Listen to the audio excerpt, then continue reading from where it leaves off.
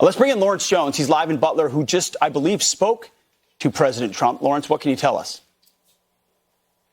Yeah, so just looking at this is the front cover for the Tribune Review, and it says shots fired at Trump. This is what they're looking at in the local town today. But, guys, I just finished talking to the former president. You would think that he would be down. I mean, he's in the saddle. He's excited. And I said, is there anything that I could, share with the audience? And he paused for a second and he said, can you just tell him I love him? Just tell him I love him. And I appreciate them. And he said, did you see the people in the audience? Typically when shots are fired, there would be a stampede. But he said, did you hear them stand firm with me, stand firm with the country?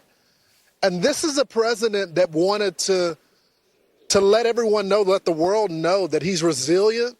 I mean, we talk all the time about what leaders do behind closed doors when tragedy happens and when they've not even met with gunfire.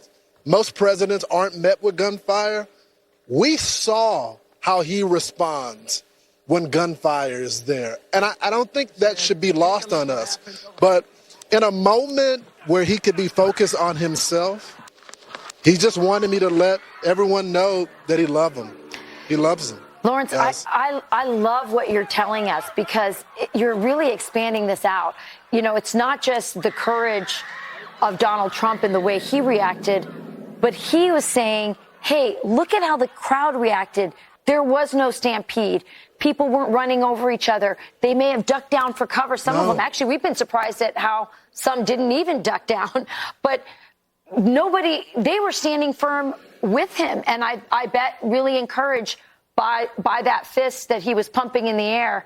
And when he got into the car, you heard the chants of USA, USA. Pete, I loved also how you brought up what a rally is really like for those who haven't been there. And as Lawrence describes that crowd, per the words of the president, it's exactly as you said. Yeah. It's about love. No doubt, Lawrence. Well, it also goes to the point, guys. And look, I don't want to make this political, but I want to just speak about leadership in general. When you have a strong leader, the country, the supporters will respond in kind.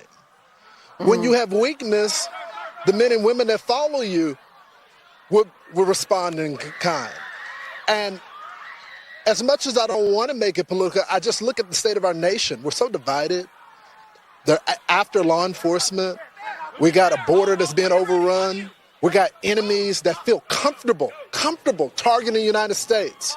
We have drones being shot at our military bases, right, that are missing. We got TBIs at record high when it comes to our soldiers on the ground. We have enemies all over the world that are beating their chest.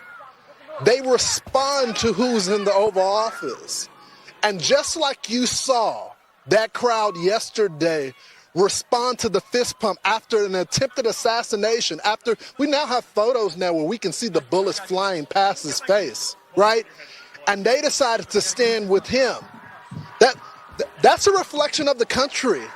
And I think that's why, for all the people that haven't been to a Trump rally, and I know they have been painted as this group of racist people and they hate everyone. I have never experienced so much love when I go to a Trump rally. People passing out water, caring about one another, singing together, hugging one another. And I think it's a reflection of the leadership. Thank you, Lawrence, for that Great perspective. analysis. Let's go to Ainsley Earhart, who's in Bedminster, New Jersey as well this morning.